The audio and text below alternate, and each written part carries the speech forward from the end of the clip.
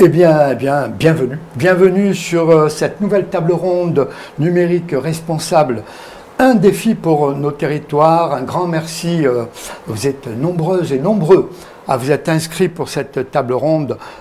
Puis remerciements à nos intervenants en plateau, en duplex. On va les rejoindre très rapidement. Et puis aussi un remerciement, je ne m'en lasse jamais, aux émotionneurs, notamment tout ce qui est production technique. Ils sont là, comme d'habitude, avec leur gentillesse, leur professionnalisme. Alors, à l'heure de la décarbonation de nos territoires, de la sobriété énergétique, les collectivités territoriales ont un rôle majeur à jouer dans la réussite de la transition écologique de notre territoire national. L'enjeu du numérique responsable est donc essentiel. Cette table ronde vous est proposée Mission Écoterre France et Territoires Numériques en association avec MetaShift, le média des transitions, avec, je le disais, à la production technique, les émotionneurs.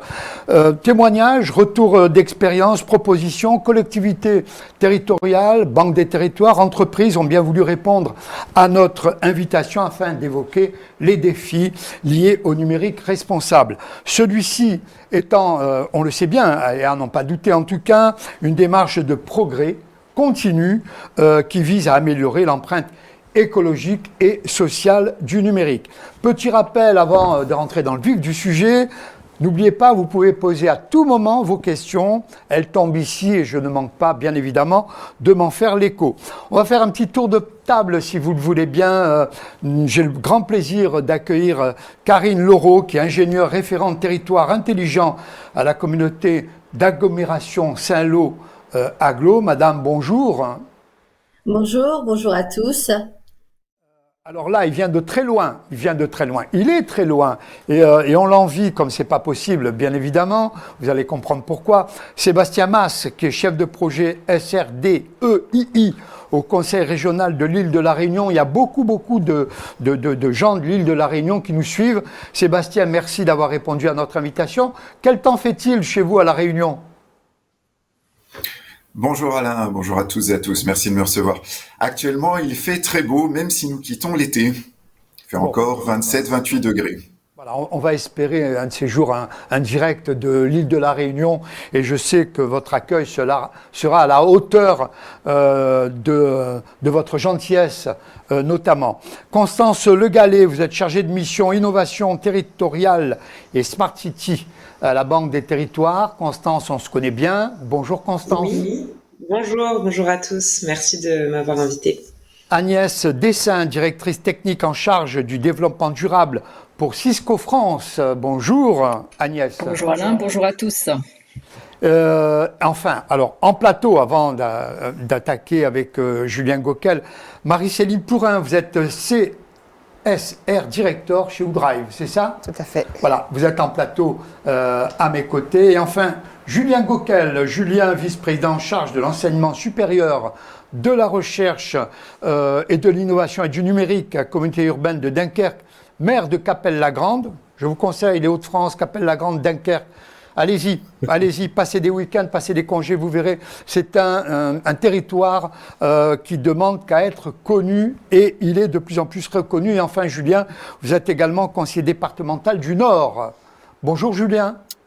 Bonjour à tous, bonjour Alain et merci de m'accueillir. Alors, Julien, dans le Dunkerquois, peut-on dire aujourd'hui que le numérique et environnement font bon ménage, notamment dans le cadre du plan climat, air, énergie territoriale ? Oui, ça doit faire bon ménage. Et puis c'est d'ailleurs aujourd'hui le numérique fait partie de notre quotidien, donc il a beaucoup apporté à la transition écologique et puis il a aussi une empreinte environnementale qu'il faut maîtriser dans un territoire comme le nôtre qui aujourd'hui quasiment apporte 21% de carbonation dans le territoire français. Vous n'êtes pas sans savoir que la stratégie de la communauté urbaine de Dunkerque, depuis des années, est faite par les élus autour de Patrice Vergrit, et de se lancer dans l'industrie du futur, de l'industrie décarbonée. Et donc, les nouvelles que vous avez pu voir ou entendre depuis un certain nombre de semaines, notamment de la part du président de la République, vont dans ce sens. Et donc là, un des défis qui nous appartient, c'est de changer la vision du territoire par rapport à l'industrie, comment préparer l'industrie du futur à travers ce qui existe déjà sur le territoire et ce qui va arriver sur le territoire, et bien évidemment intégrer le numérique et la transition numérique à travers cette transition environnementale, écologique, et la décarbonation fait partie justement parce que nous sommes le territoire qui est aujourd'hui reconnu en France sur cette question. Vous qui êtes un élu de terrain, on vous suit depuis pas mal de temps à la mission Écoterre, comment vos concitoyennes et vos concitoyens abordent cette histoire de numérique responsable, de numérique propre? Est-ce que vous avez des échos? Est-ce que vous parlez avec les gens du Dunkerquois? Oui, aujourd'hui, ils ont un regard qui est assez lointain, très honnêtement, mais qui commence à prendre au fur et à mesure des échanges, puisqu'ils commencent à comprendre que le numérique est un élément aujourd'hui qui mérite qu'on regarde son empreinte sur environnementale et écologique. Et donc aujourd'hui, il y a une logique de sensibilisation qui se fait à travers d'ailleurs les débats qui se déroulent sur l'ensemble du territoire national, mais aussi sur le territoire nous sommes en train d'aborder à travers justement les questions de transition énergétique. Et la transition numérique commence à devenir un élément de réflexion qui intègre et qui pénètre un peu l'ADN des esprits des habitants de ce territoire. Et nous, on a ce rôle moteur de collectivité qui doit accompagner évidemment cette question. Alors ce rôle en tant qu'élu, ce rôle en tant que citoyen, Julien, quelles sont les ambitions futures du territoire dunkerquois en termes bien évidemment de numérique responsable? Alors, vous le savez, il y a la loi R2EN qui a été votée en novembre 2021, la réduction de l'empreinte environnementale et numérique, qui prévoit effectivement que pour le 1er janvier 2025, nous soyons dotés d'une stratégie numérique responsable. Et donc, il est de notre devoir, alors, au regard du contexte, évidemment, parce qu'on va être beaucoup plus regardé que les autres, de prévoir effectivement une stratégie digne de ce nom pour accompagner à la fois ce qui se passe au niveau économique sur notre territoire et écologique. Et donc, intégrer la dimension de la transition numérique, c'est aussi notre rôle, mais ce que je disais, rôle moteur évidemment. Et donc nous, on doit montrer l'exemple. La collectivité doit montrer l'exemple. On doit montrer l'exemple au niveau déjà interne. Et donc c'est pour cela qu'on commence à travailler en interne sur une stratégie déjà de service, puisque on a commencé à structurer les services de la communauté urbaine avec la mission numérique, avec le recrutement d'un chef de projet responsable de la démarche numérique responsable. Et puis, il y a tout cet outil de diagnostic, parce qu'il faut qu'on se mette en diagnostic par rapport à l'ensemble de nos usages, c'est-à-dire la question des usages, des logiciels, des matériels informatiques qui est aujourd'hui en cours. Et ça nous permettra de mobiliser un référentiel reconnu normalement et d'autre part, viser l'exhaustivité du traitement de la problématique qui est aujourd'hui celle de la consommation énergétique du numérique. Et puis, ce diagnostic doit nous amener aussi à bâtir un référentiel commun pour l'ensemble des directions, des agences, qui sera un socle d'un futur plan d'action qu'on va déterminer, non seulement avec un comité technique, mais aussi un comité politique. Alors, on est dans les Hauts-de-France, on va faire un petit saut du côté de Saint-Lô, Aglo, avec Karine Laureau. Karine, alors vous n'avez pas attendu, bien évidemment, et vous êtes nombreuses et nombreux à ne pas avoir attendu 2023 pour travailler sur le responsable, notamment le numérique responsable. En 2019, vous avez signé une charte avec l'ADEME. Vous pourriez nous en parler ? Oui, tout à fait. En fait, l'Agence de l'environnement et de maîtrise de l'énergie est l'un de nos partenaires depuis longtemps. Et dès 2019, en fait, on a signé une charte pour mener et élaborer, en fait, la démarche de labellisation numérique responsable. Donc, en fait, on a intégré une opération collective normande, de collectivités normandes, où là, on partageait, en fait, nos retours d'expérience sur le sujet pour élaborer la feuille de route. Et voilà, ça nous aide à la signature de la charte. Et aujourd'hui, on a finalement un cadrage du périmètre du numérique responsable, de notre stratégie, puisque la démarche de labellisation numérique responsable, en fait, nous a amené à nous former dans un premier temps, et puis ensuite à mener une démarche d'auto-évaluation, un état des lieux, finalement, un diagnostic. Et puis demain, du moins à très court terme, puisque c'est au mois de juin, on va être audité sur notre état des lieux, sur notre diagnostic, pour ensuite élaborer finalement les engagements, le plan d'action, avant de passer devant le comité de labellisation. Donc effectivement, comme vous le disiez à l'instant, on n'a pas attendu la loi de réduction de l'empreinte environnementale du numérique pour agir, pour avoir une prise de conscience et puis déjà nous engager finalement dans un référentiel à travailler sur la formation, la communication et puis la gestion de nos équipements numériques. Finalement, Karine, c'est une opération collective. J'ai l'impression qu'on est passé de la réflexion en termes de numérique responsable, on est passé de la réflexion à l'action. Et on le voit de plus en plus dans les collectivités locales et territoriales, au niveau des entreprises, etc. Et c'est vraiment à chaque fois une opération collective. Un peu ce qu'évoquait Julien auparavant et ce que vous évoquez notamment dans cette charte signée avec l'ADEME. Oui, parfaitement. En fait, il y a comme une émulation finalement. C'est une première collectivité qui va faire un retour sur sa propre expérience et qui va entraîner les autres administrations qui sont autour d'elle.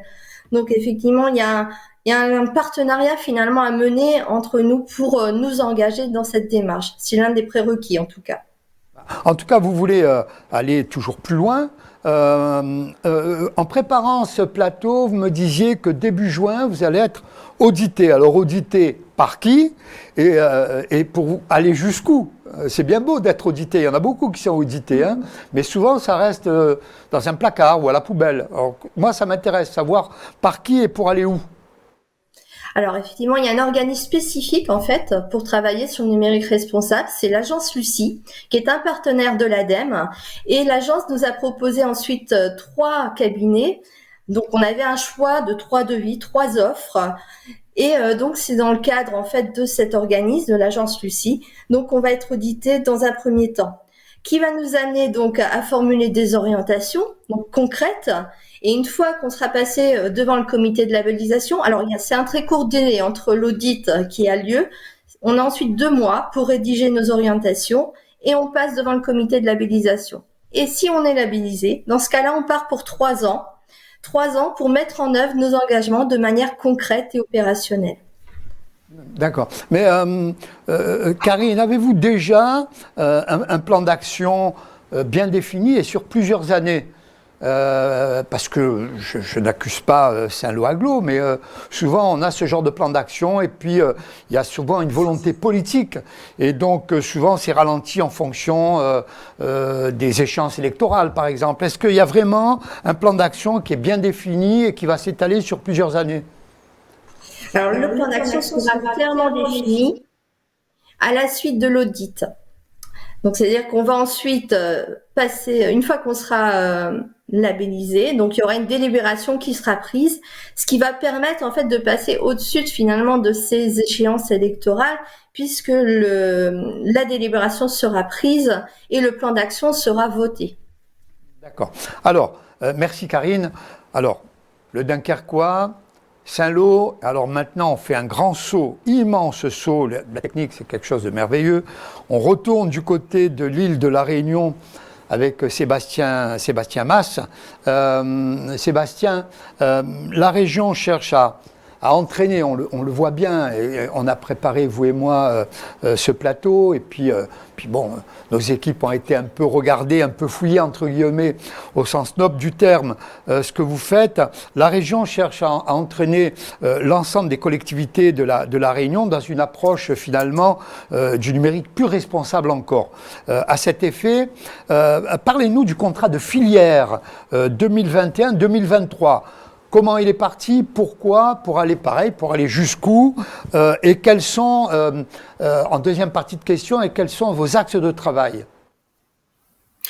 Oui, comme vous l'avez dit Alain, le numérique responsable est une thématique relativement récente chez nous, mais la volonté de contractualisation et de structuration des filières, elle, est bien plus ancienne. Le numérique est le premier contrat de filière qui a été signé par les régions avec les principaux partenaires sociopro fin 2020. Au sein de ce contrat de filière, nous avons mis en avant 5 axes de travail déclinés en 60 actions qui font l'objet d'un suivi régulier pour mesurer le bon avancement des actions. Aujourd'hui, nous articulons notre schéma de développement économique qui vient d'être voté par la nouvelle mandature et qui porte à un horizon 2030 avec une stratégie régionale numérique qui, elle, s'axe sur 3 piliers principaux. Le premier concerne tout ce qui a trait à la formation et l'éducation. Le deuxième, tout ce qui a trait au développement économique. Et dans la troisième partie, c'est là que nous positionnons tout ce qui est numérique responsable, c'est ce qui a trait à la résilience et nous positionnons également les enjeux relatifs à la cybersécurité ainsi qu'aux infrastructures numériques. On reviendra bien évidemment sur la cybersécurité avec notamment OuDrive, mais Sébastien, à l'intérieur même du conseil régional de l'île de la Réunion, est-ce qu'il y a des démarches qui sont faites, je ne sais pas, au niveau informatique, comment ça se passe à l'intérieur même? Parce que c'est bien beau de dire à nos concitoyennes et concitoyens qu'il faut faire comme ci, comme ça, mais à l'intérieur, ça se passe comment? Tout ceci est une démarche naissante, mais je peux déjà vous donner quelques axes de travail.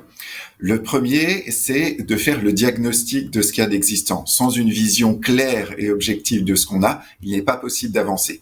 Donc l'impulsion a été donnée via la loi Rennes et l'objectif est aujourd'hui de mener au sein de notre DSI et par extension au sein même de notre région des métriques extrêmement simples, mais qui permettent d'avoir un premier jet de déconsommation énergétique, de la taille du parc et des besoins en fonctionnement et en investissement pour mener vers la décarbonation.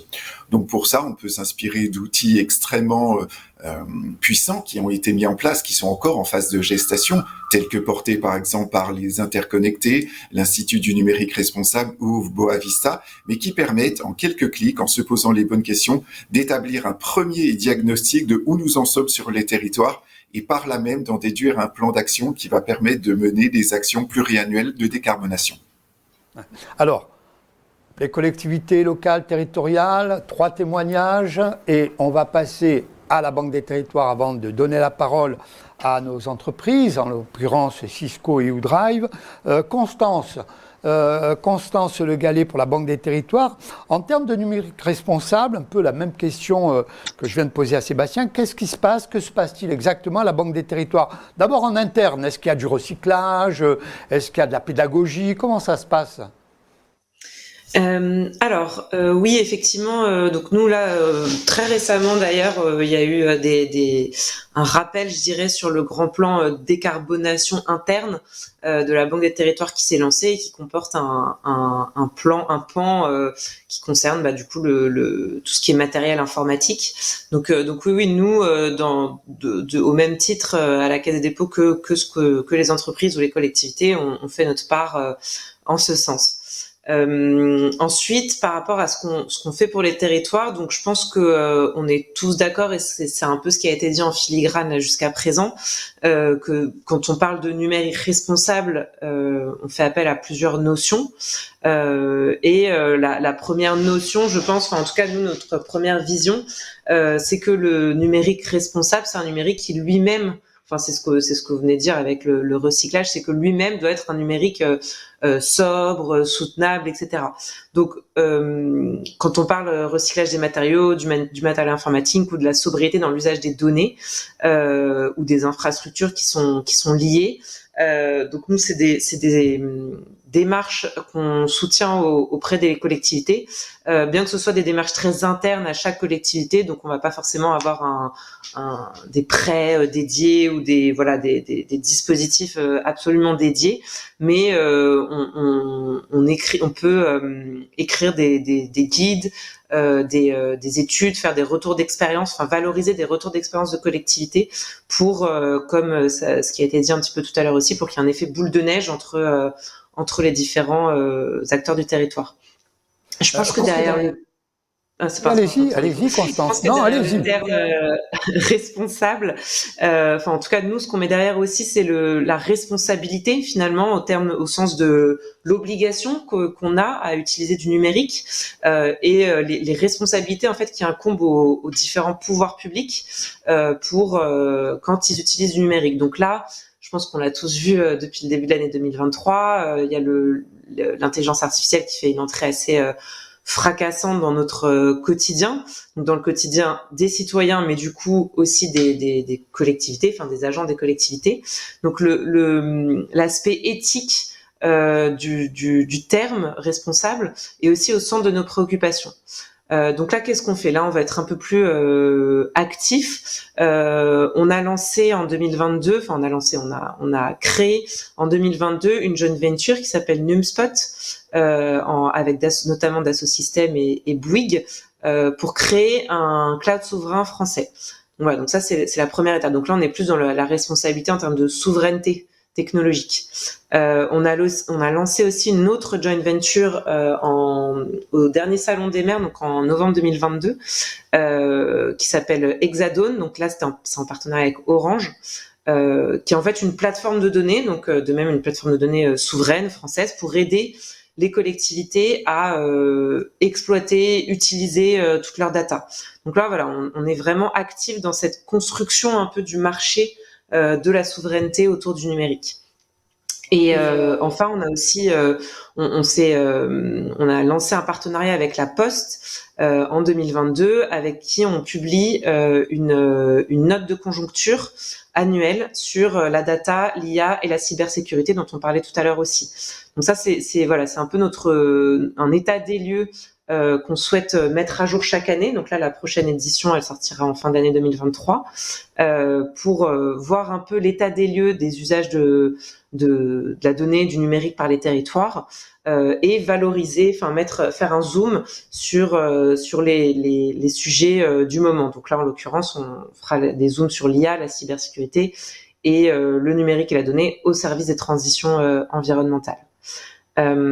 Et enfin, je pense que le dernier point sur vraiment une partie de ce qu'on peut mettre derrière responsable, c'est aussi la responsabilité dans le sens, le numérique responsable dans le sens quelle est sa juste utilité, à quel moment on décide de passer un service au numérique ou pas, est-ce qu'il y a vraiment est-ce qu'il y a un intérêt à le faire ou pas.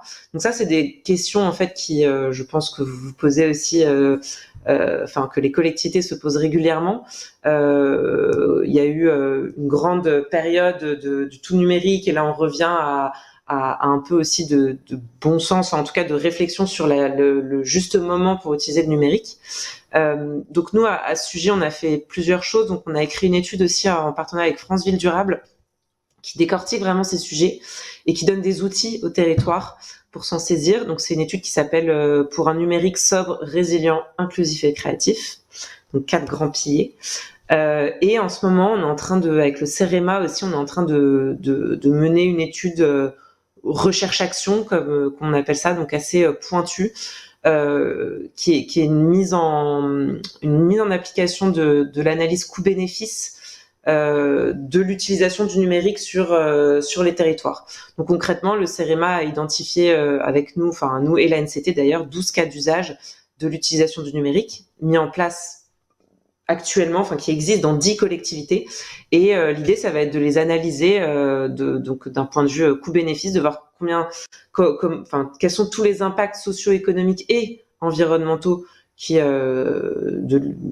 à cette utilisation numérique, et quels sont les bénéfices qu'on en retire. Voilà, donc ça c'est d'autres travaux en fait qu'on mène pour objectiver le plus possible le numérique responsable. Merci Constance. Donc vous voyez, la Banque des Territoires vous accompagne, toute foule de renseignements sur notamment le numérique responsable sur le site de la Banque des Territoires. Constance, vous restez là, hein, vous ne nous quittez pas, hein, on revient. Alors, les entreprises, donc je disais Cisco et OuDrive. En ce qui concerne Cisco, nous avons Agnès Dessin avec nous. Agnès, quelques mots sur Cisco, s'il vous plaît. Oui, bien sûr. Alors effectivement, pour ceux qui ne connaissent pas Cisco, alors nous, notre cœur de métier d'origine, j'ai envie de dire, c'est le réseau. Donc acteur numéro 1 sur la conception de l'Internet déjà, mais évidemment aussi très fort sur les réseaux entreprises, une place très prépondérante sur les réseaux entreprises. Mais je dirais, on a su se diversifier aussi avec la cybersécurité, puisque pour nous, on ne construit plus de réseau sans parler cybersécurité. mais aussi des solutions technologiques comme l'IoT, comme le cloud hybride en particulier, comme la collaboration.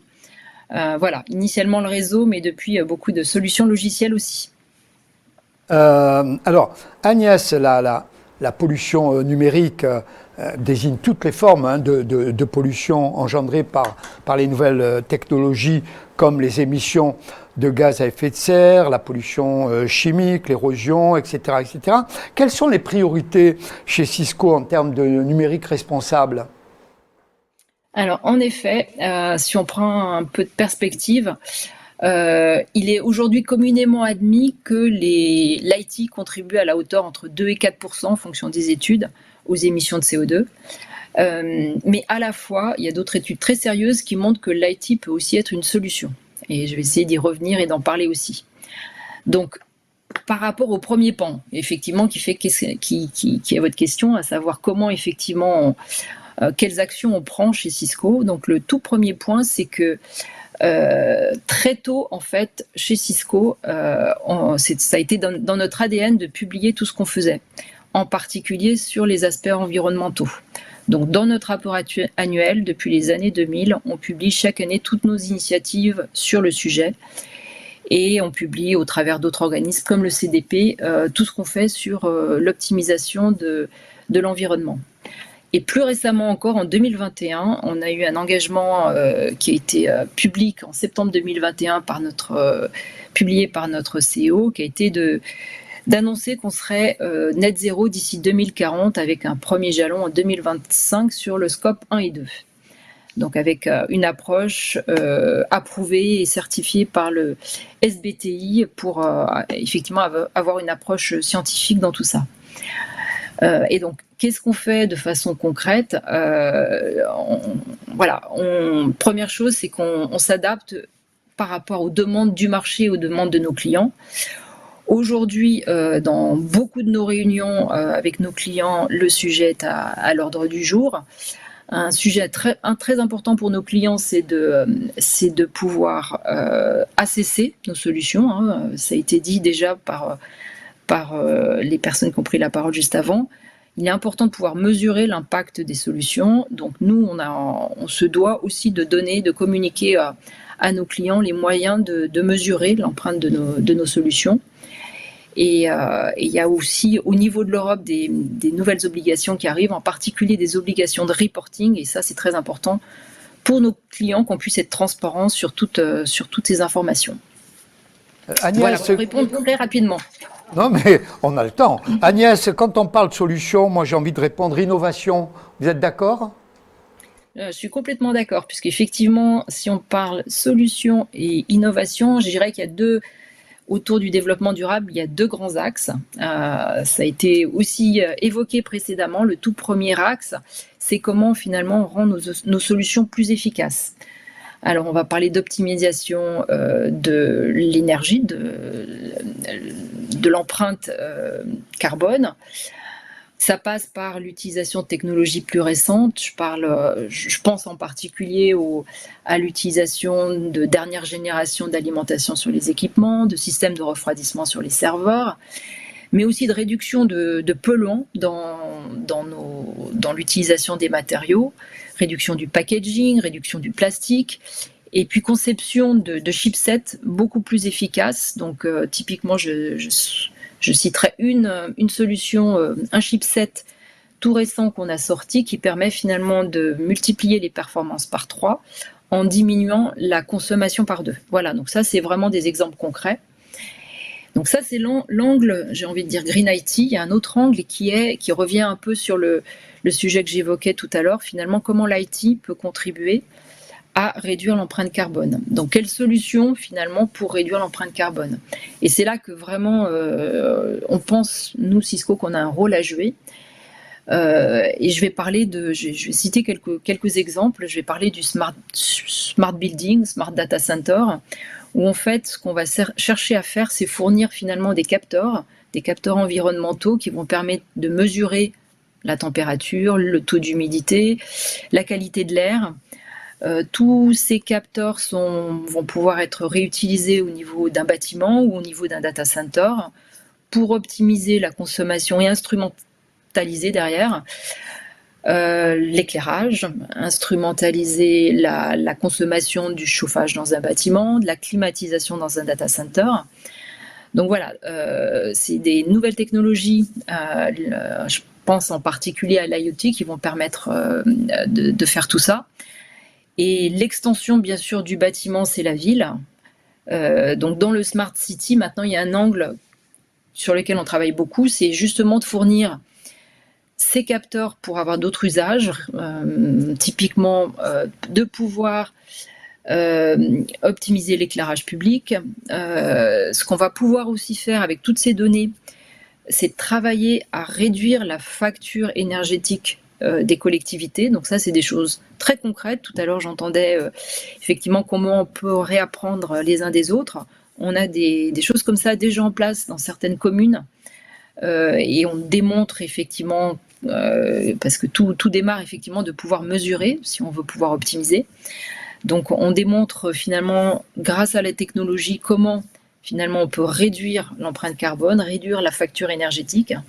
Et puis voilà, ça passe par, j'ai envie de dire, pléthore d'exemples, supervision d'une chaîne de froid par exemple, auprès des cantines, des frigos, de tout ce qui peut être utilisé dans une collectivité locale. Et voilà, c'est juste des exemples et je dirais c'est ce qui est vraiment prometteur, c'est de savoir que finalement avec la technologie on peut imaginer beaucoup d'autres cas d'usage. On y reviendra, Agnès. Alors je le répète, vous pouvez poser toutes vos questions. J'attends, elles sont là. Aujourd'hui, vous semblez être un peu timide, mais je suis sûr que ça va venir. À mes côtés en plateau, et un grand merci à Marie-Céline Plourin de WooDrive. Donc, WooDrive, quelques mots sur WooDrive. On vient de parler de Cisco, WooDrive. Oui. On va revenir après, bien évidemment, auprès de nos amis représentant les collectivités ou élus. Alors, WooDrive, quelques mots en WooDrive. Et après, je crois qu'il y a des visuels, c'est ça ? C'est à quel moment le visuel ? On n'a pas répété. Hein. Non, c'est en live. D'accord. Ils peuvent être diffusés en même temps. Je me lance. D'accord. Donc, quand vous voulez le visuel, vous ne vous gênez pas, vous êtes chez vous, vous le dites. D'accord ? Très bien. Merci, alors, quelques mots sur WooDrive. Alors, WooDrive, c'est tout simplement le leader européen de la gestion des contenus sensibles. Et nous sommes une entreprise française qui existe depuis 23 ans. Ça a été évoqué tout à l'heure, mais donc c'est né de la vision de nos 3 fondateurs qui sont toujours à la tête de l'entreprise, qui avaient anticipé que le numérique allait faire évoluer notre mode de vie, nos modes de travail, et qui avait un réel enjeu à sécuriser toutes les données sensibles qui sont présentes dans les collectivités et les entreprises. Qu'est-ce que ça signifie concrètement ? Eh bien que chez WooDrive, on sécurise l'intégralité du cycle de vie de tous vos documents. Leur émission, leur modification, leur partage en interne et en externe, les discussions autour d'instances de gouvernance, leur signature électronique, leur sauvegarde. Tous ces aspects-là suivent un cycle de vie vertueux, totalement sécurisé et confidentiel, puisque toutes nos solutions, en fait, valide toutes les certifications et normes les plus poussées en termes de réglementation française, européenne et internationale en termes de confidentialité et sécurité. Vous voyez d'ailleurs apparaître à l'écran certaines de toutes nos certifications, que ce soit Secnum Cloud ou HDS, etc. Voilà, donc on peut dire que ça fait 23 ans qu'on est spécialisé dans la sécurisation des données et la confidentialité. Alors, sécurisation, cybersécurité, on l'a bien compris, mais avec justement ce développement frénétique du secteur numérique, comment abordez-vous chez WooDrive le développement durable et le numérique responsable ? Moi, ça fait 15 ans que je travaille dans le développement durable. Le challenge qui me plaît au sein de WooDrive, c'est justement de faire évoluer cette compréhension complète du numérique responsable, ou dit autrement, d'intégrer les concepts du développement durable dans les services numériques.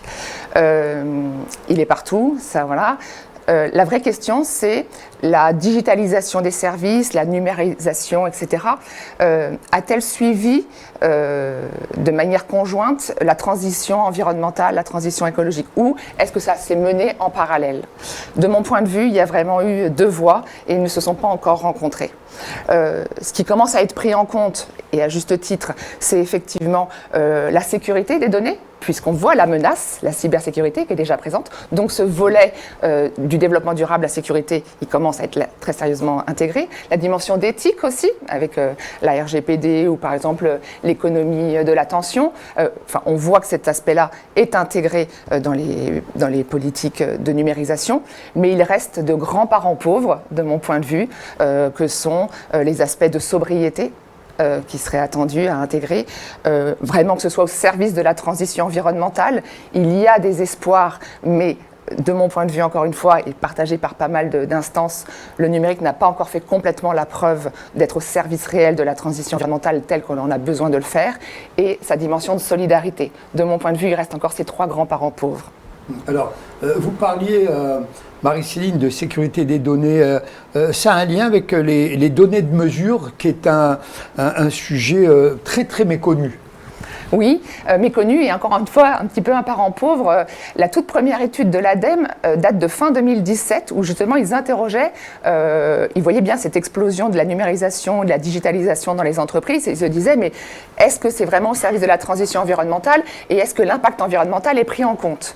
Et la conclusion de ce rapport est tout à fait édifiant puisqu'il concluait qu'en fait on manquait cruellement de données sur les impacts environnementaux des services numériques pour pouvoir s'assurer que la transition digitale avait une contribution ou comprendre son impact.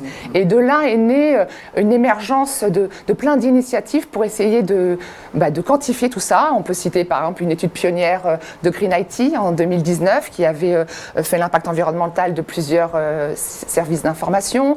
The Shift Project, une de leurs données a été évoquée précédemment. Et au fur et à mesure, plein d'autres, dont un majeur, le programme NEGA-Octet, que je cite parce qu'il est vraiment une base de référence en la matière, qui nous donne toutes les données maintenant pour pouvoir évaluer réellement l'impact environnemental d'un service numérique. Et quand je dis l'impact environnemental, c'est ses émissions de CO2, sa consommation en eau, son impact sur la santé, sur la biodiversité, l'acidification des océans. Vraiment, il nous donne les moyens maintenant de pouvoir réellement connaître l'impact environnemental d'un service, que ce soit par exemple un usage d'un transfert d'un dossier, l'usage d'une visioconférence, etc., etc. Et ça, c'est disponible depuis seulement février 2023. C'est tout à fait récent. Oui. Comment on explique ça? Je dis souvent, et de manière très amicale, à certains de nos amis élus, par rapport à tout ce qui est numérique, responsable, cybersécurité, etc., j'ai parfois envie de vous réveiller de la sieste. Mais je le dis de manière très amicale, parce que j'ai l'impression qu'on prend quand même un peu de retard chez nous. Vous êtes d'accord avec ça? Alors, de mon point de vue, c'est un sujet qui reste encore, je vais parler pour les entreprises en tout cas, oui, extrêmement méconnu. Si on prend le concept de développement durable, le binôme avec la RH fonctionne très bien, avec le marketing fonctionne très bien, avec le service financier fonctionne très bien, avec la DSI, ça reste encore un parent pauvre. Donc pour moi, c'est un peu l'illustration qu'on n'a pas encore appréhendé qu'il y avait des réels impacts environnementaux et sociaux et qu'on doit urgemment les appréhender. D'où plus de sensibilisation, plus de pédagogie. Ah oui, il est vraiment fondamental de déconstruire plusieurs choses, plusieurs mythes, j'ai envie de dire, sur le digital. Et ça démarre par de la pédagogie sur quels sont les impacts, effectivement. Et là, il y a une multitude d'outils qui existent, il y a une multitude d'acteurs. Je vais citer par exemple en référence le MOOC de l'Institut du numérique responsable ou le MOOC de l'INRIA, très récent, que je vous conseille. Les deux sont formidables. Participer à un événement comme le Digital Cleanup Day, qui en est à sa 4e édition, qui fait un travail phénoménal de sensibilisation sur tous les acteurs, que ce soit même dans les écoles, les universités, les collectivités. Il y a une multitude d'actions qui se développent avec des outils déjà tout clés en main. J'ai envie de dire, ne réinventez pas la roue, comme on dit. Il y a plein de choses qui sont disponibles. Voilà, alors vous voyez, il y a des échanges, il y a des outils, il y a des échanges de bonnes pratiques, etc., etc. On avance. Julien Gauquel, très sage, du côté de Cappelle-la-Grande et de Dunkerque. Julien, alors pour celles et ceux qui me connaissent, on connaît mon affection pour André Malraux. André Malraux avait du sang dunkerquois dans les veines. Rappelons, Julien, son fameux 21e siècle sera spirituel ou ne sera pas. Alors moi, aujourd'hui, j'ai envie de dire, selon vous, Julien Gauquel, est-ce que le 21e siècle sera tout numérique ou ne sera pas? Tout numérique, je ne sais pas. Mais ce qui est certain, c'est que l'usage du numérique va évoluer. Et comme j'entendais tout à l'heure les différents intervenants nous faire part de leurs observations, de leurs remarques et de leur expérience, oui, effectivement, on va sur une évolution du numérique, et l'évolution du numérique s'est accélérée d'ailleurs avec le contexte sanitaire. Preuve que le numérique a forcément amené un certain nombre d'enjeux qui se posent à nous, et ces enjeux, il faut qu'on soit au rendez-vous. La question de la sobriété numérique est la question aujourd'hui que tous se posent à différentes échelles. Et moi, je le disais en aparté à un de mes collaborateurs, c'est important que nous, à l'échelle territoriale, on ait une dimension, une dynamique territoriale qui intègre l'ensemble des forces vives d'un territoire. Et ça doit se le faire non seulement au niveau territorial, ça doit le faire à différents échelons, et donc à l'échelle nationale également. Donc il y a des éléments qui commencent à s'intégrer, mais on a effectivement cette problématique du diagnostic, de savoir quelle est vraiment réellement l'empreinte numérique sur l'ensemble de notre territoire, à l'échelle même d'autres échelles. Mais voilà, on voit qu'effectivement il y a des choses qui bougent, des éléments qui bougent. La question de la décarbonation de l'industrie, elle est réelle. Regardez sur notre territoire, avec ArcelorMittal a installé son premier Digital Lab de France à Dunkerque. Et c'est pas rien, donc avec la volonté derrière de mettre en place un réseau digital du réseau privé 5G Style, et c'est aussi la volonté chez eux de mettre le pari d'innover à travers la lutte contre les émissions de CO2 grâce au numérique aussi, en testant directement sur les sites de production les nouvelles technologies, ou en travaillant sur le monitoring ou sur le data, ou encore la mobilité autonome.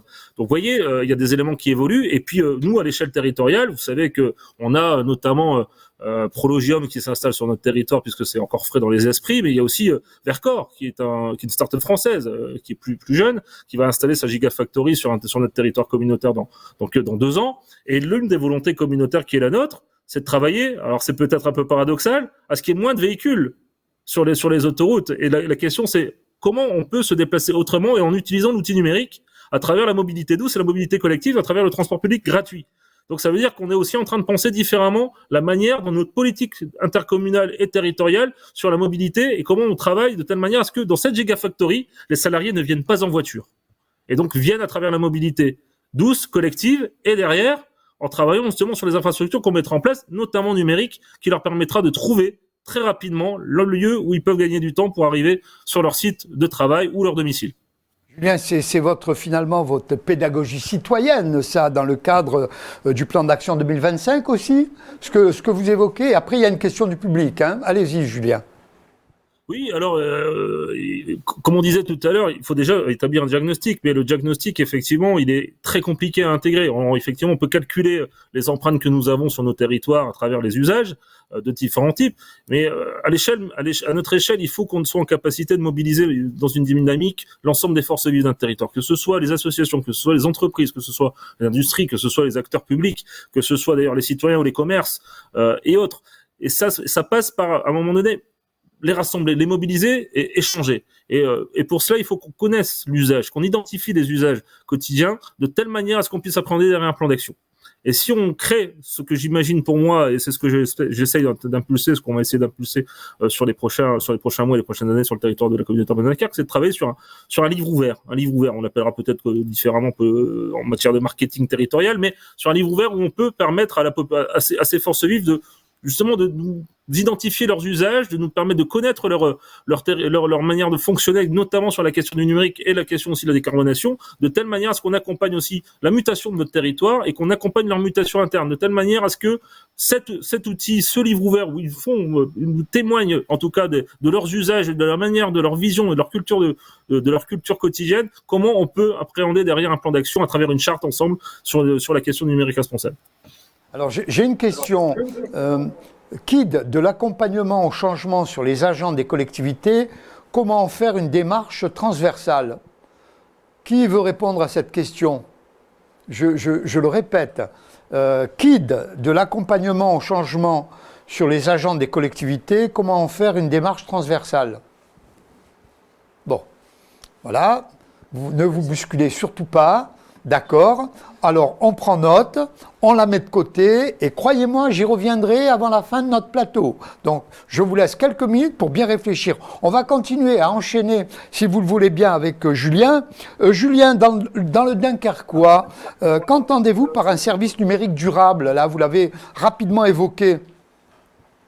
Oui, alors il faut qu'on soit en capacité d'avoir un plan d'action derrière avec une délibération cadre qui va être à l'approbation de la communauté urbaine de Dunkerque rapidement. On a quelques pistes de travail qui sont déjà engagées, c'est-à-dire à la fois le cadre de notre schéma public de l'achat responsable. Déjà, ça, c'est un élément, puisque nous avons mis en place des critères d'évaluation durable dans les marchés des services numériques. La collectivité, elle est aussi engagée dans une politique d'achat de matériel informatique reconditionné, notamment sur les smartphones, et donc on n'achète plus, par exemple, de PC fixe. Et puis tout ce qui est relié à l'équipe projet numérique responsable, qui est formée aujourd'hui à une fresque numérique, de manière à pouvoir mieux comprendre les enjeux qui sont en mesure d'animer et de promouvoir l'outil de médiation. Il y a aussi la question du cycle de programmation autour du numérique responsable, et puis il y a aussi tout ce qui est contact initié avec plusieurs acteurs privés associatifs sur l'opportunité de la création d'une filière de reconditionnement sur notre territoire. Donc on travaille en ce sens également. Alors vous voyez, il se passe beaucoup de choses dans nos collectivités territoriales en ce qui concerne le numérique responsable. On n'a pas fini, loin, on a encore du temps avant que je me fasse gronder, parce qu'en général, on dépasse toujours un peu. Et puis, ils ne sont pas contents, ils ont raison. Karine, alors, toujours personne pour répondre à ma question.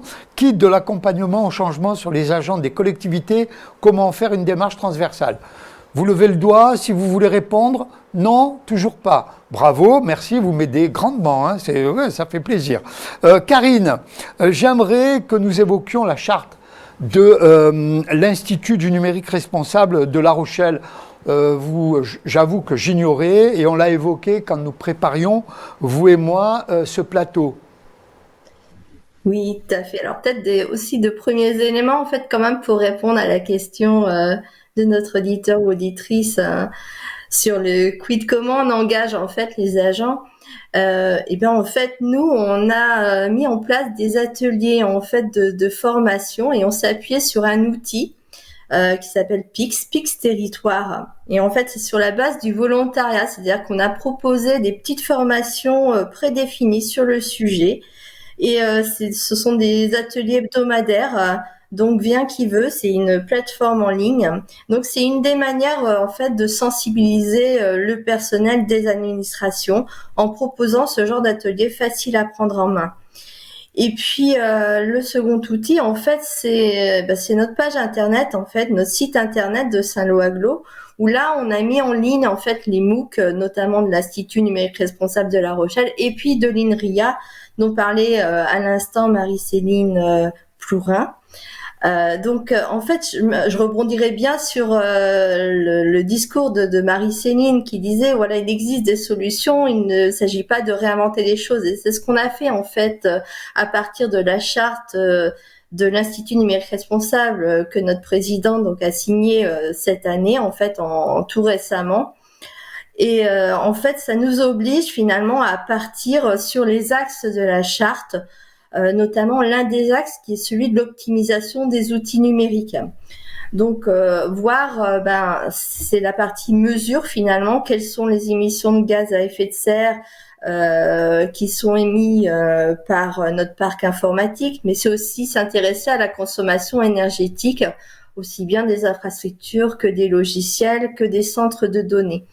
Et là, en fait, on va embarquer tout le monde puisque le centre de données, nous, il est externalisé. Donc, il y a un syndicat mixte dans le département de la Manche numérique, avec lequel on travaille. Et donc, on va pareillement aller faire de la communication auprès de ce partenaire.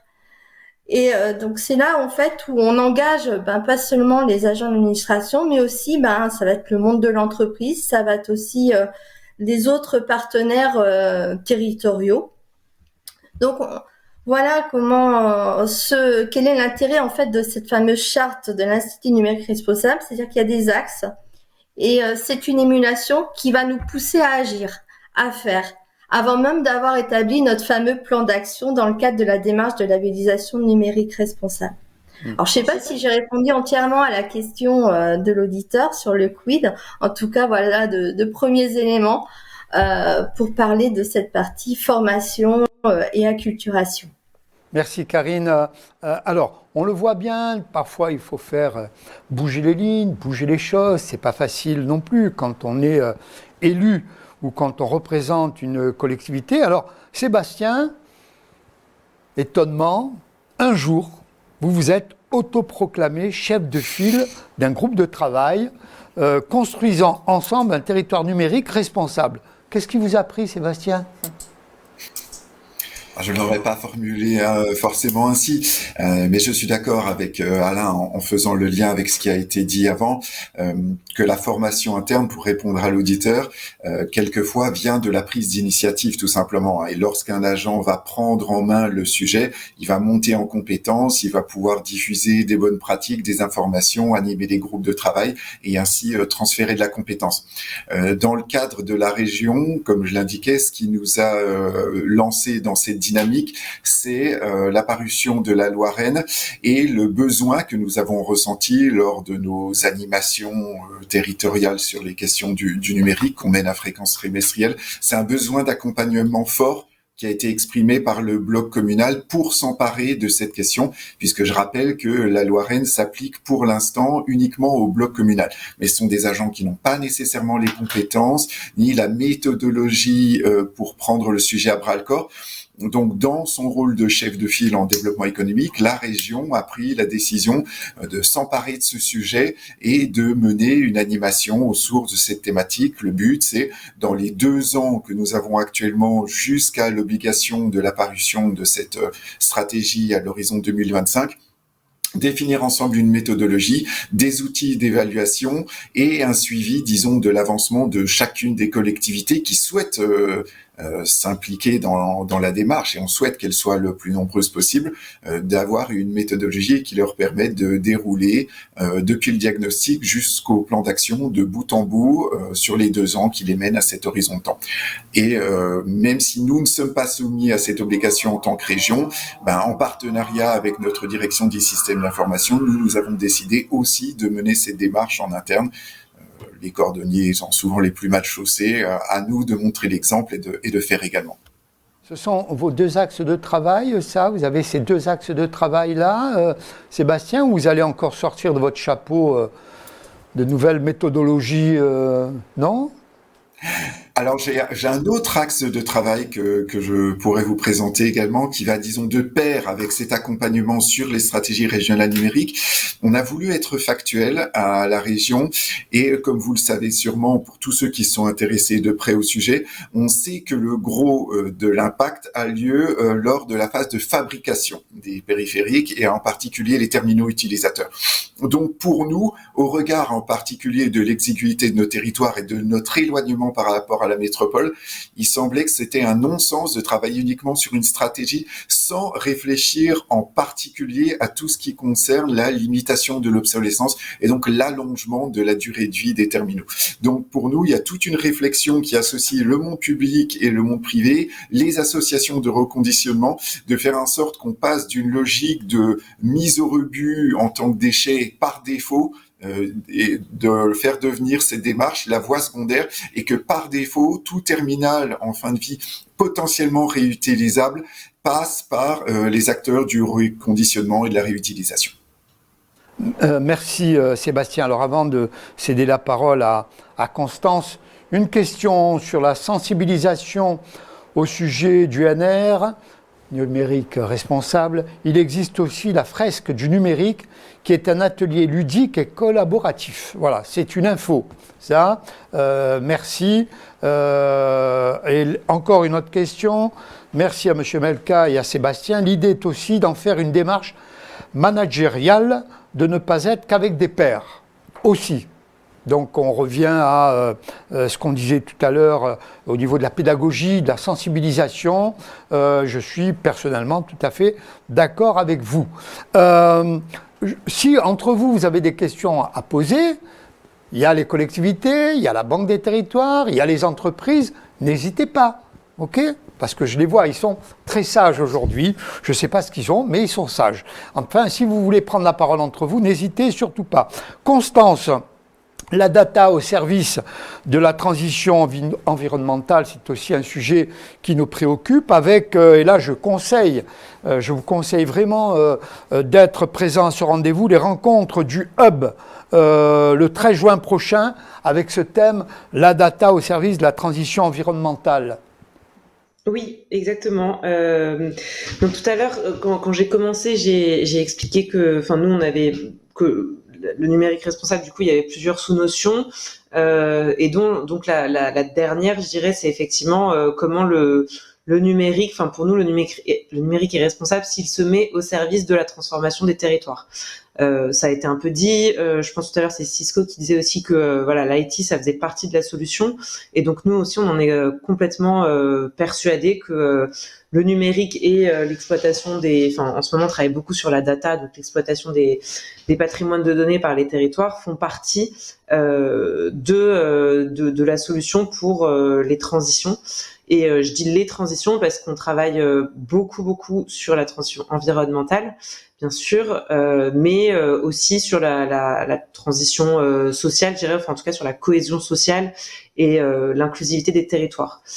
Juste à ce titre, pour illustrer sur l'inclusion des territoires, on a lancé l'année dernière un partenariat de nouveau avec la Poste à destination des villes du programme Action Cœur de Ville, donc des villes moyennes, un partenariat qui s'appelle Concerto, où en fait on propose au territoire, une entreprise propose au territoire de faire de la participation citoyenne en alliant d'une part le meilleur du numérique, donc c'est cette entreprise qui propose la participation citoyenne numérique, et d'autre part le meilleur du physique, et donc là c'est là où la Poste intervient et propose un projet, enfin le sondage, par exemple, de la participation citoyenne en question dans les bureaux de poste directement pour les gens qui veulent pas voter en ligne. Donc voilà, c'est juste pour dire que pour nous, le numérique, ça peut aussi complètement s'allier en fait à des démarches non numériques. Et quand on tire le meilleur de chacun, et ben après on arrive à avoir des projets positifs. Si je finis du coup sur la transition environnementale des territoires, donc oui, effectivement, nous, ce qu'on observe, c'est que c'est vraiment le numérique et la data sont vraiment des outils et des vrais leviers en fait au service de la TE. Donc je pense que, alors, ça a été dit tout à l'heure que c'était vraiment un des parents pauvres. Donc nous, on observe quand même de plus en plus de villes, en particulier de territoires, des villes moyennes, qui se lancent quand même dans des démarches d'utilisation du numérique au service de la transition. C'est vraiment, il y a un frémissement, mais qui est de plus en plus important. Enfin, en tout cas, en 2023, qui émerge de plus en plus. Et j'ai quelques exemples très concrets à vous donner. Donc nous, on avait échangé avec le Havre, par exemple, qui avait utilisé un jumeau numérique pour plein de choses, puisqu'on sait que les jumeaux numériques permettent de faire plein de choses, mais notamment pour simuler la montée des eaux et le recul du trait de côte de la ville, et prendre en compte ces éléments-là dans le PLU. Donc là, une application extrêmement concrète de l'usage du numérique. On a aussi Strasbourg qui a intégré toutes les données dont dispose la ville sur ses réseaux, la hauteur des bâtiments, les équipements publics, les lieux de loisirs, etc., pour simuler les implantations des arbres en prenant compte du coup de la capacité du sous-sol, de l'ombre portée et constitue ainsi une trame verte dans la ville. Donc là aussi, c'est grâce à la simulation numérique que ça a été possible. Et enfin, donc nous, c'est l'objet de cet événement dont parle Alain, qui a lieu le 13 juin prochain. Donc évidemment, vous y êtes conviés. Je pourrais vous... Enfin, il y a le lien sur le site d'Écotère, je crois, qui est déjà mis à disposition, le lien d'inscription en ligne et digital. En ligne et en physique, pardon. Enfin, vous pouvez assister de deux façons.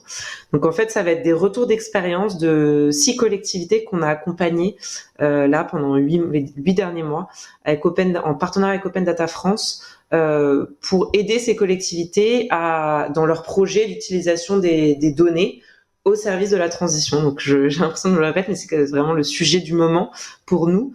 Donc là, c'est des villes Action Cœur de Ville. Donc en l'occurrence, c'est Fécamp, Niort, Vitré, Bayonne, et Alès. Donc 6 villes de taille moyenne. Donc l'idée, c'était aussi de montrer que c'est à portée de main, je dirais, enfin en tout cas qu'il n'y a pas une taille critique à atteindre pour pouvoir utiliser le numérique au service de la transition. Et donc, je vais pas tout détailler puisque je veux garder aussi le suspense pour notre événement et pour les retours d'expérience. Mais par exemple, il y a la ville de Fécamp a utilisé toutes les données à sa disposition pour créer son atlas de la biodiversité. Et il y a trois de ces villes qui ont travaillé plutôt sur les îlots de chaleur urbains. Donc comment les caractériser avec les données, comment vraiment parfaitement les comprendre, parce que c'est un phénomène très complexe, et comment croiser ces données-là, les données urbaines, les données du territoire, les données de mobilité, avec toutes les données environnementales pour pouvoir planter les bons arbres ou les bonnes essences ou les bonnes plantations aux bons endroits pour rafraîchir la ville. Voilà, donc c'est vraiment tous ces projets qu'on travaille aujourd'hui, et je pense ce qu'on disait, c'est que vraiment le numérique, c'est un vrai levier pour la transition des territoires, et on accompagne ces projets-là. La Banque des Territoires, le 13 juin prochain, la data au service de la transition environnementale, tous les renseignements sur le site de la Banque des Territoires et également sur le site de la mission Écoterre. Julien Gauquel, on a beaucoup parlé du Dunkerquois, de la communauté urbaine de Dunkerque, vous en êtes le vice-président. Vous êtes aussi maire de Cappelle-la-Grande, et à Cappelle-la-Grande, qu'est-ce qui se passe au niveau du numérique responsable ? Comme tout, hein, on essaye de sensibiliser de plus en plus la population à ces usages et évidemment à la problématique de l'empreinte écologique que ça en a, l'empreinte numérique que cela amène. Et nous, on a à Cappelle-la-Grande un réseau d'initiatives publiques donc c'est intégré depuis un certain nombre d'années, où on a déployé la fibre optique sur 4 communes avec le CIVU, puisqu'on a été le précurseur sur cette question en termes de réseau d'initiatives publiques il y a maintenant plus de 15 ans. Et donc on est aujourd'hui quasiment 100% fibré. On commence à faire évoluer l'ensemble des pratiques sur la question du numérique à l'échelle municipale, mais aussi en collaboration, en partenariat avec la communauté urbaine de Dunkerque, avec notre délégataire qui est aujourd'hui à Altitude. Et donc notre rôle aujourd'hui, c'est de faire évoluer la politique de la ville, que ce soit l'éclairage public, la vidéoprotection, tous ces éléments du quotidien qui sont très importants à intégrer dans ce qu'on amène en matière de services publics de la ville. Et donc on essaye d'évoluer de cette manière-là en ayant la capacité de sensibiliser notre population, et ça s'intègre à l'échelle municipale comme à l'échelle intercommunale aujourd'hui. On est bien d'accord, Julien. Éveillons les consciences. Agnès Dessin-Cisco, quels sont les programmes, mais de manière très concrète, pour accompagner les clients avec un engagement sociétal qui est très important au niveau de Cisco? Alors, il y a différents types de programmes, et le tout premier que je cite pour rebondir avec sur ce qui a été dit précédemment sur les aspects de reconditionnement, on a un programme très pragmatique qui permet à nos clients de renvoyer, puisqu'en fait notre CEO avait pris un engagement à Davos en 2018 que tous les équipements qui sont retournés chez Cisco soient soit réutilisés, soit reconditionnés, soit recyclés. Donc on reprend tous les matériaux bruts issus des équipements. Ce qui est aujourd'hui le cas. Tous les équipements qui nous sont retournés sont effectivement dans cette configuration. Donc on a un programme très simple qui s'appelle Send It Back, qui permet à nos clients, nos partenaires de nous renvoyer en fait les équipements qui sont obsolètes. Donc c'est pris à nos frais, le transport est pris à nos frais, tout se fait au travers d'une application, c'est très très simple. Et nous, à l'inverse, on s'engage à fournir un certificat de recyclage. Donc ça c'est important, j'ai parlé tout à l'heure d'efforts de reporting qui étaient demandés par l'Europe, donc ça c'est important pour nos clients, pour atteindre leurs propres objectifs. Donc ça c'est, j'ai envie de dire, sur les aspects de recyclage, économie circulaire, quelque chose de très très simple, parce que je pense qu'effectivement dans tout ce qui est développement durable, il y a plusieurs, j'ai envie de dire, plusieurs échéances. Il y a des choses qui sont moyen-long terme, il y a des choses très très concrètes qui peuvent être mises en place tout de suite. Donc voilà, ça participe vraiment à des choses qui peuvent être mises en place très facilement et rapidement. D'accord. Non, d'accord, non, parce que j'ai une question là qui vient de tomber et je me posais la question, à qui vais-je la poser? Alors je vais la poser et on verra s'il y a une ou un qui voudra bien répondre à cette question. Existe-t-il des actions qui permettent de réduire d'une manière importante et rapide l'empreinte environnementale du numérique? Oui.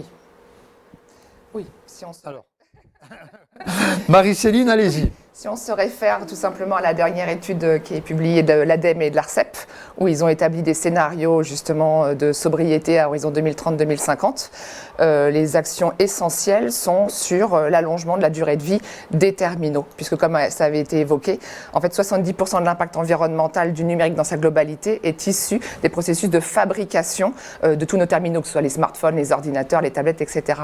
Donc il y a un enjeu vital, j'ai envie d'utiliser ce mot, à ce qu'il soit le plus longtemps utilisé. Que ça implique donc les garder plus longtemps, ne pas accélérer l'obsolescence de ces appareils, en prendre soin, voilà, tous ces aspects-là, savoir mieux les éco-concevoir aussi, pour mieux les réparer.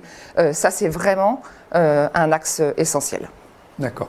Alors j'ai une question là, mais quelle est la genèse de votre engagement sur le numérique responsable? Mais je ne sais pas à qui est destinée cette question. Donc la personne qui a posé cette question, essayez de préciser pour qui est cette question.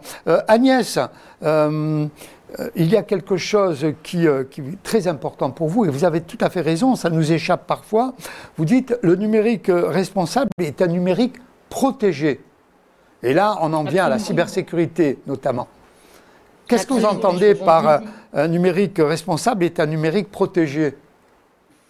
Effectivement, je rebondis sur ce qui a été dit par ODrive, si je me souviens bien.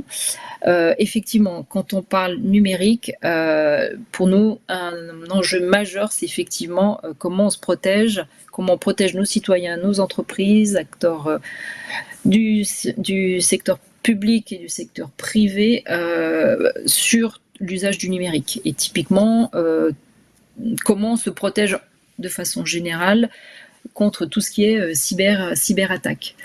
Donc le tout premier élément que je donnerais, c'est qu'on a en fait au sein de Cisco un centre de recherche qui nous aide bien sûr dans nos propres développements, mais qui peut aussi agir en partenariat avec les acteurs importants en France, typiquement l'Agence nationale de sécurité, mais les acteurs, j'ai envie de dire publics ou privés, qui en auraient besoin en cas d'attaque. Donc c'est chez nous l'entité qu'on appelle Talos.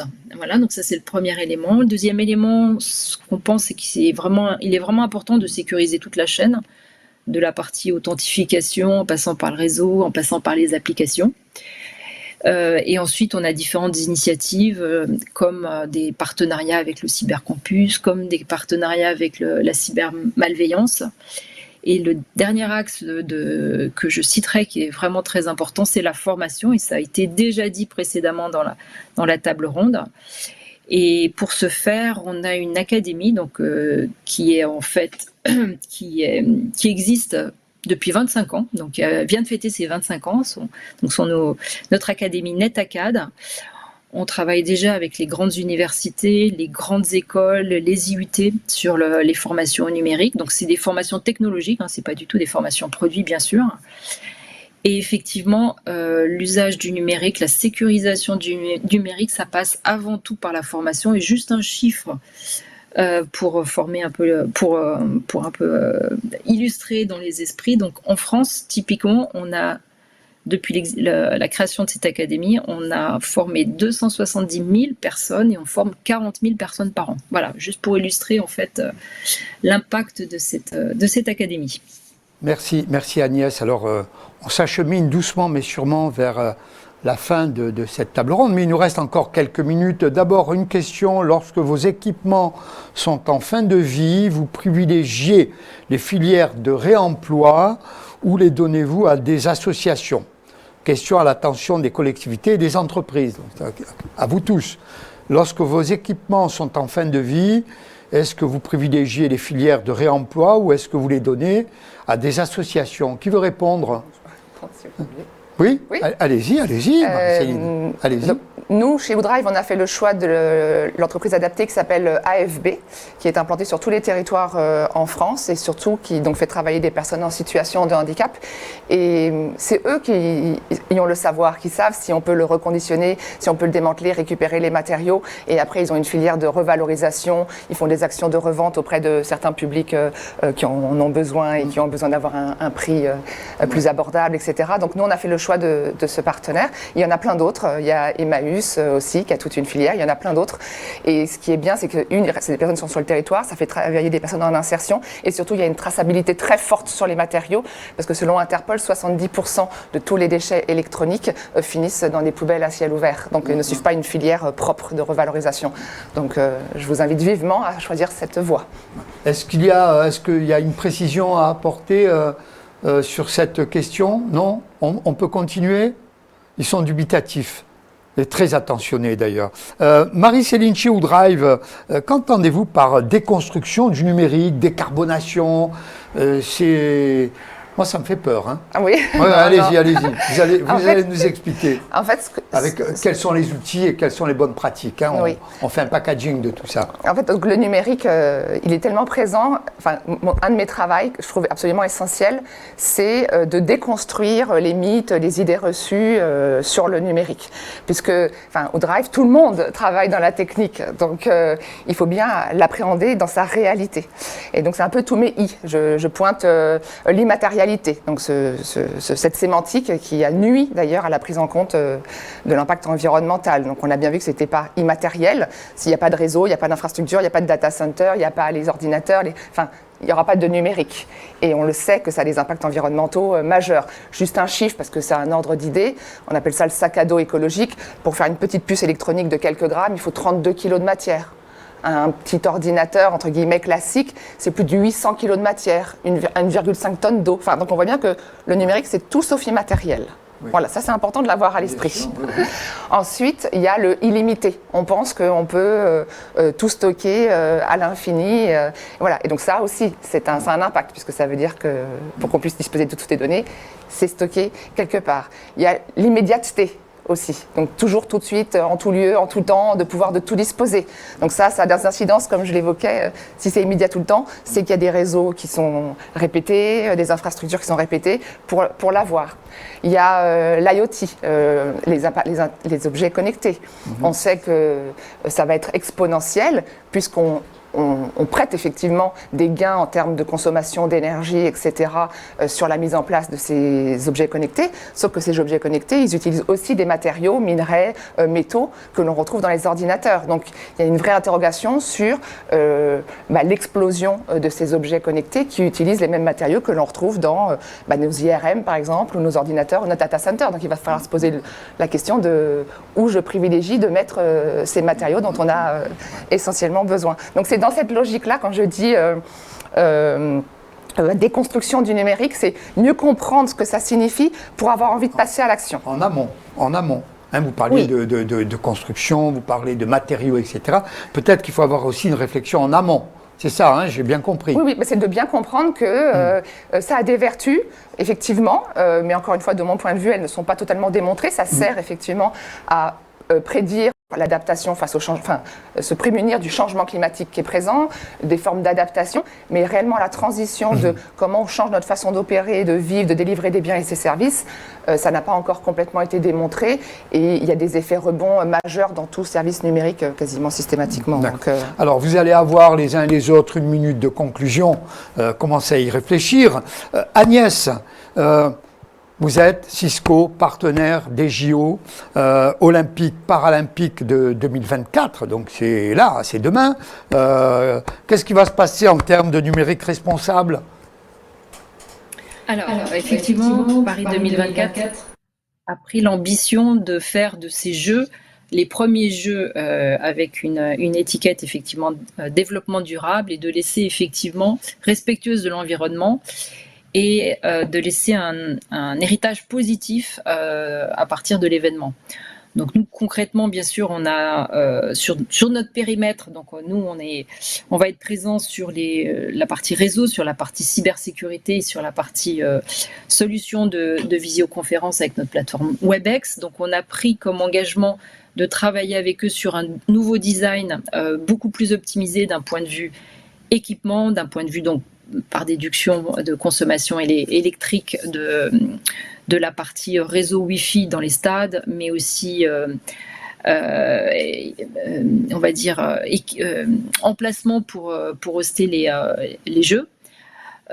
Et on développe des cas d'usage conjointement avec nos partenaires très concrets. Une fois de plus, je pense que sur ce domaine, on a tous beaucoup de choses à apprendre les uns des autres et l'expérience vient justement de ces cas d'usage, du développement de cas d'usage. Donc on a développé un cas d'usage pour éteindre le Wi-Fi dans les stades, puisqu'on sait que le stade est l'endroit typique où finalement le nombre de jours d'utilisation versus le nombre de jours où le stade est utilisé est beaucoup moins important. D'où l'intérêt effectivement de développer ce genre de cas d'usage au même titre qu'on développe dans les gymnases de la reconnaissance faciale pour optimiser l'usage de l'éclairage, de la lumière, etc. Voilà, donc mon point final, je pense, ce serait vraiment de dire, voilà, il y a des choses à faire avec le numérique, il y a des choses à faire de façon responsable, tout en permettant à nos clients partenaires de pouvoir répondre à leurs exigences qui sont le reporting, la collecte de données, et là on se doit d'accompagner dans cette démarche. Mais il y a aussi des cas très concrets à expérimenter, à déployer, qui sont déjà déployés pour certains. Et là, je pense qu'il faut être très humble et on a tous beaucoup de choses à apprendre. Voilà. Merci Agnès. Alors, on arrive au terme. Ça passe très très très très vite quand le sujet est passionnant et quand on a des intervenantes et des intervenants aussi brillants et aussi justes. Quelques mots s'il vous plaît les uns les autres. Vous avez quelques secondes, 1 minute, tout au plus. Karine, une petite conclusion? Je dirais face à un domaine aussi émergent qu'est le numérique responsable, je dirais qu'il ne faut pas rester seul, donc s'entourer de partenaires déjà investis sur le sujet. Donc c'est le cas de l'ADEME, c'est le cas de l'Institut numérique responsable de La Rochelle. Ensuite, ce qui est important, c'est de formaliser l'engagement politique. Alors c'est ce qu'on a essayé de faire en signant la charte de l'INR ou la charte auprès de l'ADEME. Et puis enfin, c'est d'avancer progressivement, c'est-à-dire pas d'imposer vraiment le sujet, mais s'appuyer sur l'existant pour essayer de le faire progresser et s'améliorer vers un numérique plus vertueux, plus en lien avec la transition environnementale. Merci Karine. Sébastien Maz, l'île de la Réunion. Pour aller dans le sens donc de Karine et de Marie-Céline, je pense que quand on sort justement de ce groupe d'experts qu'on a vu par exemple aujourd'hui, on se rend compte que le niveau de connaissance des gens sur la question est encore hélas très bas, et que ce niveau de méconnaissance, c'est la première étape contre laquelle on doit se battre si on veut pouvoir rentrer dans une phase de diagnostic et de plan d'action. Donc, ne pas hésiter à rappeler un certain nombre de chiffres clés. Comme toute organisation, on est très habitué à parler en euros, mais beaucoup moins à parler en tonnes de CO2, en kilowattheures. Donc, ce premier exercice de diagnostic de l'existant et de prendre conscience des grands ordres de grandeur, c'est vraiment la première étape à ne pas négliger pour savoir de manière concrète de quoi on parle. Et dans un second temps, comme le disait Karine, se rapprocher d'experts, être bien entouré. Il y a énormément de gens dans cette sphère qui sont prêts à partager de leur temps et de leur expertise pour être capable d'embarquer le reste de son organisation et d'aller vers un plan d'action. Merci Sébastien. Constance Le Gallais pour la Banque des Territoires. Oui. Merci s'il vous plaît. Moi, en conclusion, en tout cas, je vais pas répéter ce qui a déjà été dit, mais je trouve que ce qui est quand même très intéressant avec cette table ronde, c'est de voir qu'on a tous plein d'idées, qu'il y a des solutions qui existent, il y a beaucoup de nuances aussi à apporter dans tous les discours qu'on peut entendre. Donc moi, je suis ravie de voir qu'on est un certain nombre là à porter ces discours de nuances, et effectivement, je pense que la pédagogie doit continuer, qu'il faut jamais rien lâcher sur ces sujets de pédagogie et continuer à faire entendre nos messages sur le numérique responsable. Donc merci de donner l'opportunité dans ce genre de table ronde. Merci Constance. Agnès, quelques mots s'il vous plaît. Oui, bien sûr. Alors, je me répéterai sur le sujet apprendre les uns des autres, parce que je pense qu'on a encore beaucoup de choses à construire ensemble. Et effectivement, engager tous les acteurs, ça a été aussi dit. Typiquement, je pense que c'est pas seulement pour les sociétés comme les nôtres, mais le plus important finalement dans nos émissions et dans la façon dont sont assessées nos émissions, c'est le scope 3. Et le scope 3, c'est avec tous les acteurs, nos partenaires, nos clients, nos fournisseurs. Et en fait, c'est toute la problématique, c'est une problématique d'écosystème. On fait rien tout seul sur ce sujet-là. Voilà. C'est ça ma conclusion. Merci Agnès. Marie-Céline. Oui. J'aurais envie de vous partager quelques outils rapidement. Rapidement, si vous tapez, très rapidement. Je vais me faire gronder, sur un moteur de recherche, si vous tapez AELAN, A-E-L-A-N, Panorama, il dresse l'état des lieux de tous les acteurs, que ce soit collectivités, associations, de recherche qui travaillent sur le numérique responsable. C'est une bible, voilà. Vous pouvez le faire aussi à titre individuel, de connaître votre impact numérique à titre personnel. C'est sur le site de l'ADEME, Agir pour la transition de l'ADEME, et My Impact, de connaître son impact numérique à titre professionnel. Donc ça, c'est pour regarder un peu devant sa porte, j'ai envie de dire.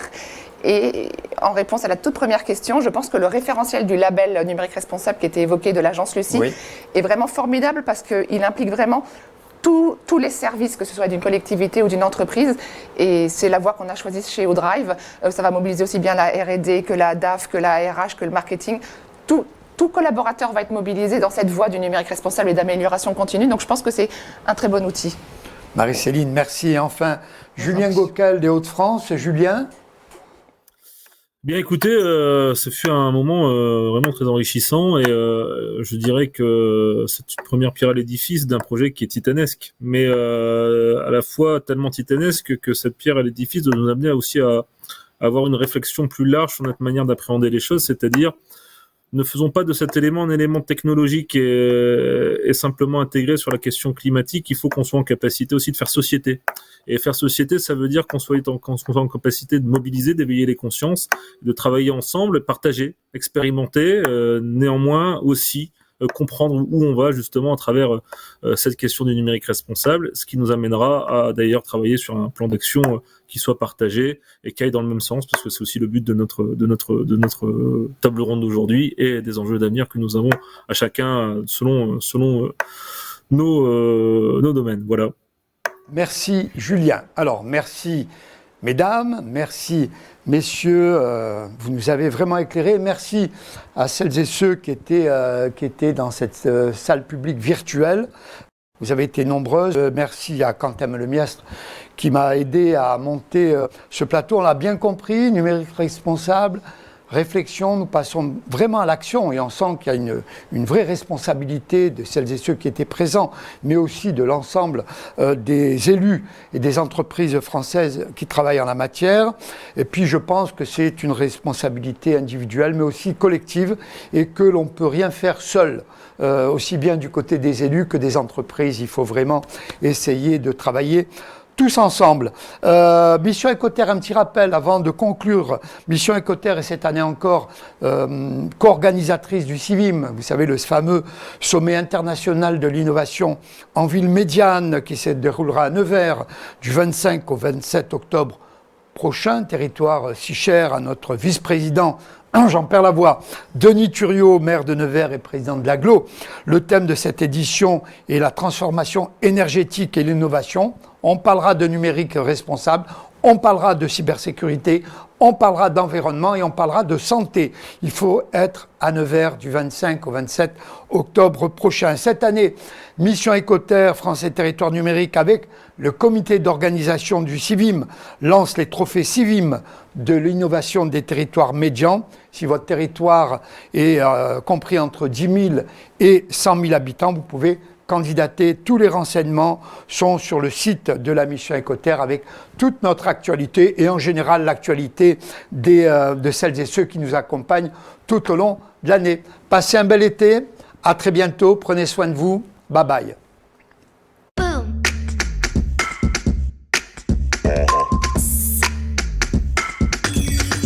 Mm-hmm.